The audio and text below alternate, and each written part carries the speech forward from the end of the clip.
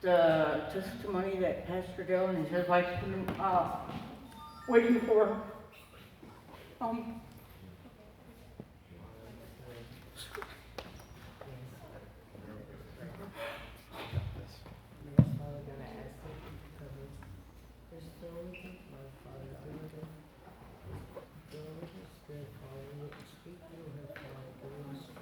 June 5th of 2017, I went to jail for a possession of a meth pipe. Less than over dope. Did 6 months in Polk County and 8 months post prison. That's when I fully accepted the Lord in my life. And the only thing I can say is that I'm beyond, it can't even describe the blessings that I've already had come to me, the doors that have been opening to me. And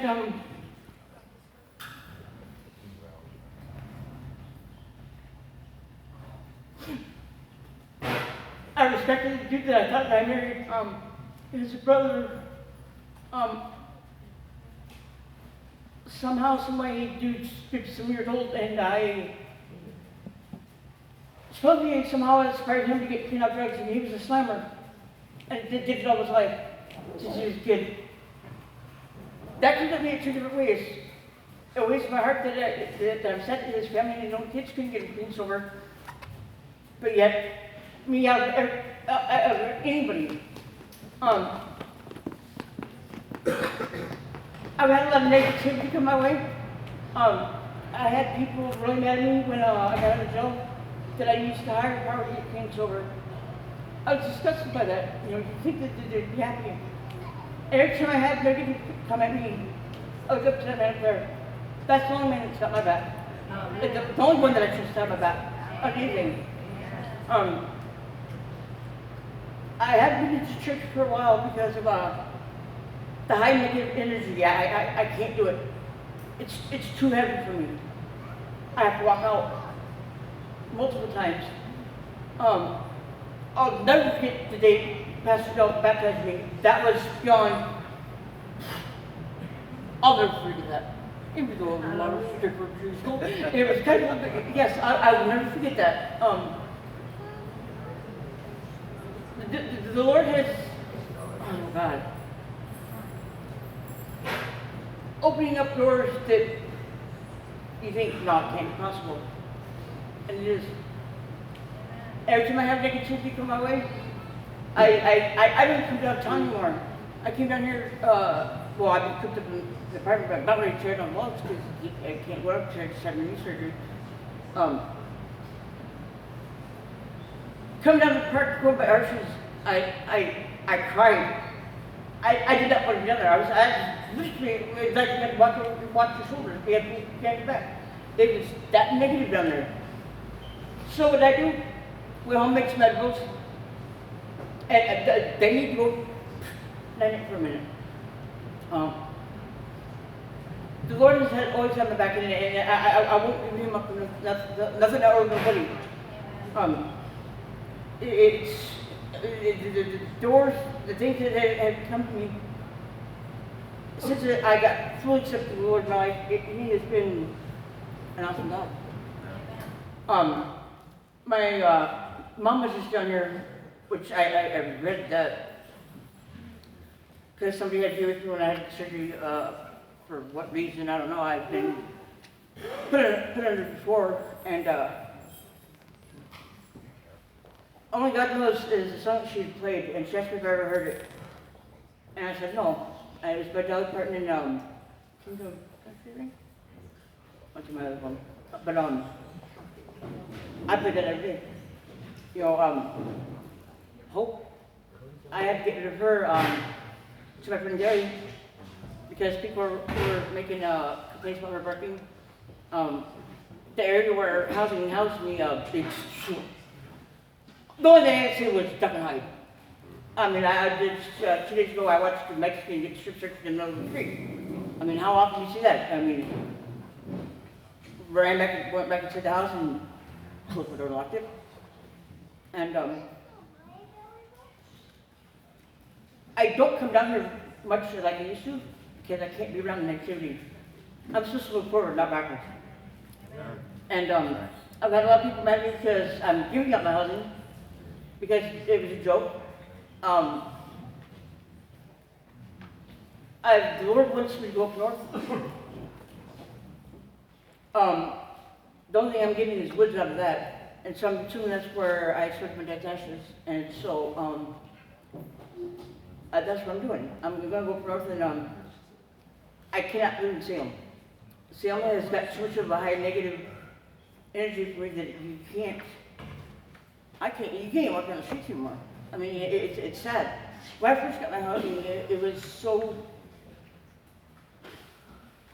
I was so ill. My bipolar depression was a roller coaster ride. Sharon had come over when I first got my housing because of the roller coaster ride. I mean, I was committing suicide. That's how bad it got. Until it poured down rain, and I had a phone call, and one of my friends was laughing about it pouring down outside. Well, if I was out there, you wouldn't be laughing about it. It's not funny. I miss my family. I did that permanent. I'm ready to tear down the walls to claustrophobic. I had to get rid of my dog because the neighbors want her because of her being a blue nose pit. I've had too many offers, and I gave her to Greg, which Greg did turn around and told me that that's his responsibility with the dog. And I tell you what, he's clean sober today. Amen. He's still going through withdrawals, but by him having that dog in his possession, and he knows how I am, I want to do it back, you know.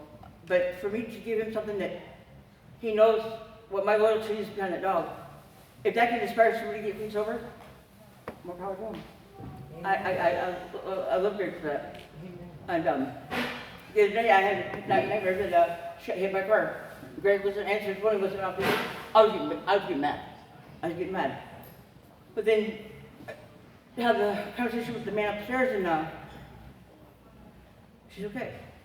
Don't worry about it. You know, in March when they had that flood out there in Moss, I was discussing with the Lord for a minute. It just took me 3 days to figure out what he was trying to tell me. How can you see somebody going through what I went through within just a few months? Why is this person to stay here? You know, when it seemed like I was constantly having to watch my back. I quit smoking weed for 3 weeks because I was being told. I have nightmares of me being stabbed, and that's how I'm going to go out. Why stabbed? I don't know. That was kind of harsh. For me to have nightmares of being stabbed, to a homeless dude that corner with broken scissors, acting like he was cutting up people, and then my mouth just dropped in. And after 2 nights having nightmares of me being stabbed, you got a dude with broken scissors, wigging out at right in the parking lot. And then a black dude on 20-inch with his Bluetooth speaker that night. Stan was actually, I was Stan, given by Sam's. One word came out of the Bluetooth speaker, and that was the word murder. And that's all I could say out of that Bluetooth speaker was murder. So here you already had nightmares of being stabbed. You had a dude that was acting crazy with broken scissors at the corner. And then a guy come by on his bike, and the only thing that could come out of the Bluetooth speaker was one word, and that was murder, repeated over and over and over. And so I was disgusted with the Lord because I instantly called my son's dad, was getting take my ticket out of here. And the Lord says, not happening. Don't, whatever. When the lightning for the second lightning thunder, it shows on my back. Okay, I know, okay, you got my attention now. What is it? And I could not leave Salem until my testimony was done here, because the fact that I inspired a person to get clean sober for 14 days before he passed away.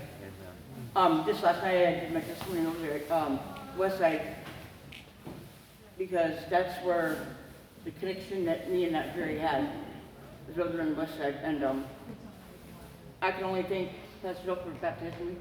This is always still be my church. 44 years old, and I've never felt the Lord's presence in such church that day after the incident at the mission, that negative energy, and then feeling the Lord's presence in a church And I've been through thousands of churches. I'll never forget it either.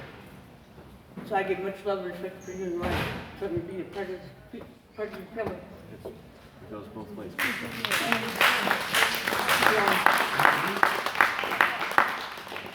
But it took me 3 days to figure out what the Lord was trying to tell me. To put all trust and faith in Him. He's got my back 100%. I don't care if people come at me with negativity, because I'm tuning the negativity out. That's why I'm not behind you.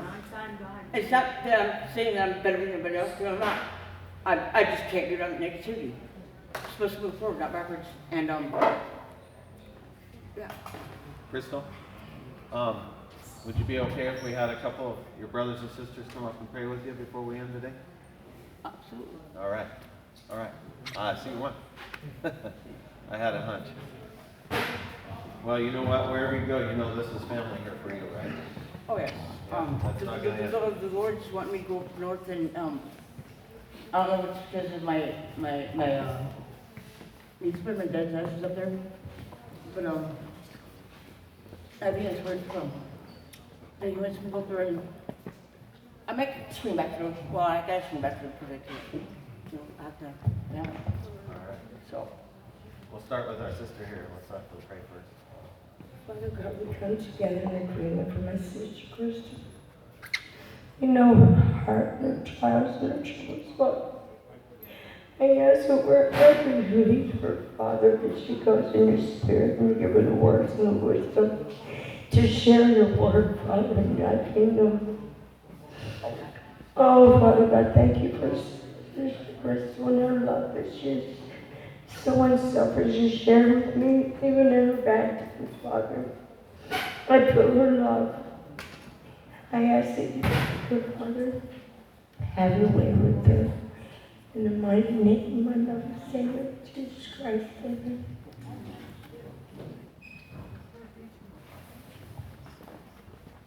Father, I lift up Crystal. You see her journey ahead of her. You have brought her this far in her all of our lives. She has touched lives that only you know about. Lord, as she goes on with her life, I pray a special blessing over her and keep her safe.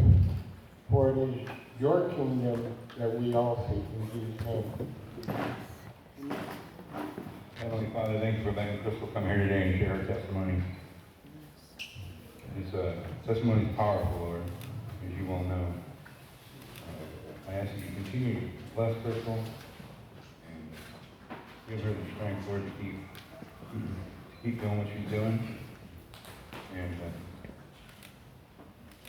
she shines a light, Lord, and we never want that to dull.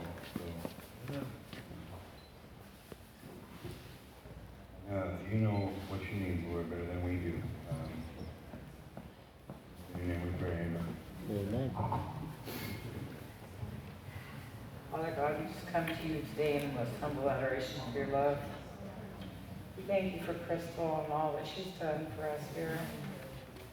Lord, you are God of mercy and of safekeeping, and I just ask that you keep her safe everywhere she goes. Let her be a light that cannot be extinguished. Lord, and I just ask that you give her traveling mercies. Let's pray.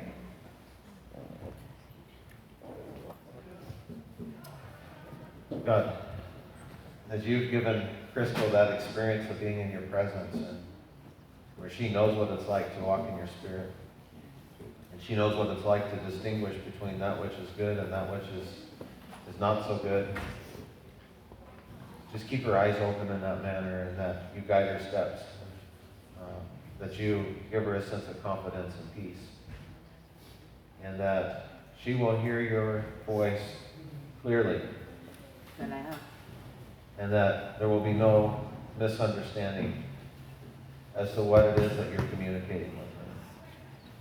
And God, today as we close, I just want to lift up on behalf of Crystal the words of my friend Mark J. That as Crystal walks in the light, let her glow in the dark. We thank you, Lord. Amen. Also, 6 months ago, I was in Polk County, the lady that did celebrate recovery, I'm gonna celebrate recovery 3 times, and that was everyone's had to celebrate recovery. And the lady kept telling me that I was right, and I noticed that when I got out of jail, I wanted to get into the church right away. And first church I went to was Inside Out, our church with no walls. And I was raised with a lot of respect. And for pastors, you must look at him with much higher respect. For pastors sit there and eavesdrop on a conversation and concern them and say, you don't want to hear about somebody's 6-month recovery because they're still sitting down and around saying people they're evil. Well, check this out. I'm ending these tripping around to go to one word, one word only.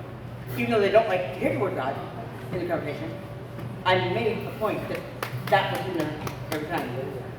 So, You're in love, Crystal. Lord, you know all my desires and deepest longings. My tears are the good words, and you can read them all. Psalm 38:9. Thank you, I'm Crystal. going his house. God bless you. Inside out with all these. Oh, I know that. Good job.